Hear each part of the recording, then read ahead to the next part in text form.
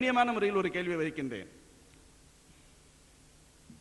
ஏகத்துவம் டிசம்பர் 2004 ஒரு பத்திரிகையில ஒரு சகோதரி கேள்வி கேட்கின்றார்.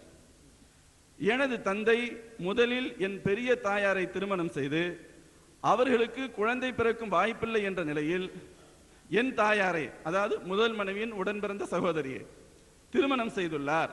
இத்திருமணம் ஹராம் என்று தெரிந்தும் நடந்துள்ளது. இது குறித்து பலமுறை எடுத்து சொல்லியும் முதல் மனைவியை, அதாவது பெரிய தாயாரை தலாக்கு விட்டு விட்டதாக பொய் கூறி 2 பேருடனும் குடும்பம் நடத்தி வருகின்றார். இந்நிலையில் நாங்கள் எங்கள் பெற்றோருடன் சேர்ந்து வாழலாமா, தற்பொழுது அவர்கள் திருந்தி வாழ வழியுண்டா என்று ஒரு சகோதரி ஒரு கேள்வியை முன்வைக்கின்றார். அதற்கு பதில் என்னன்னு சொன்னா, 2 சகோதரிகளை ஒரு சேர மனம் முடிப்பது திருக்குர்ஆனின் 4.23 வசனத்தின் மூலம் தடுக்கப்பட்டுள்ளது. இவ்வாறு திருமணம் முடித்து விட்டவர்கள் திருந்தி வாழ்வதற்கான ஒரே வழி 2 பேரில் ஒருவரை தலாக் விடுவதுதான். அதை செய்யாத வரையில் உங்கள் தாய், தந்தை மற்றும் பெரிய தாயார் ஆகிய மூவரும் தவறில்தான் இருக்கிறார்கள். இது பதில். அருமை சோதர்களே, குர்ஆன் சொல்லுது, வான் தஜ்மஉ பைனல் உக்தைனி இல்லா மா கத் ஸலஃப். 2 சகோதரிகளை ஒரே நேரத்தில் மனைவியாக்கிக் கொள்வது ஹராமாகும்.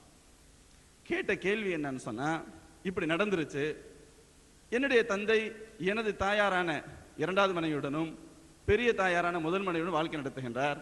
இது கூடுமா?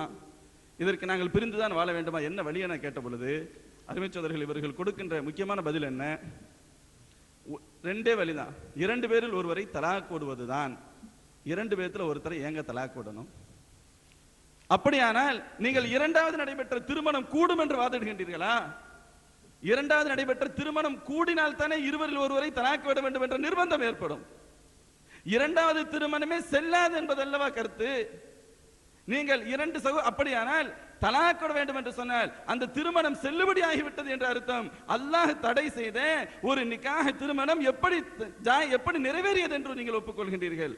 அல்லாஹ்வுக்கு மேல சொல்றான், ஹுர்ரிமத் அலைக்கும் உம்மஹாத்துக்கும் வ பனாத்துக்கும் வ அகவாத்துக்கும், உங்களுடைய சகோதரிகள், உங்களுடைய மக்கள், உங்களுடைய தாயாரை திருமணம் முடிக்க கூடாது என சொல்கின்றான். ஒருவர் முடித்து விட்டால் கூடும் என சொல்ல போகின்றீர்களா? அல்லது எல்லோருமே குற்றம்? 3வது, உங்களுடைய பெரிய தாயாரும் குற்றத்தில். பெரிய தாயார் எதற்காக குற்றத்தில் இருக்க வேண்டும்? இவளுடைய தாயார், இவளது தந்தை வேண்டுமானால் குற்றத்தில் இருக்கலாம். பெரிய தாயார் ஹலாலான அனுமதிக்கப்பட்ட மனைவி, அவள் ஏன் குற்றத்தில் இருக்கின்ற என்ற வார்த்தை எப்படி சொன்னீர்கள்? சரியான முறையில் இதற்கு பதில் சொல்லுமாறு அன்போடு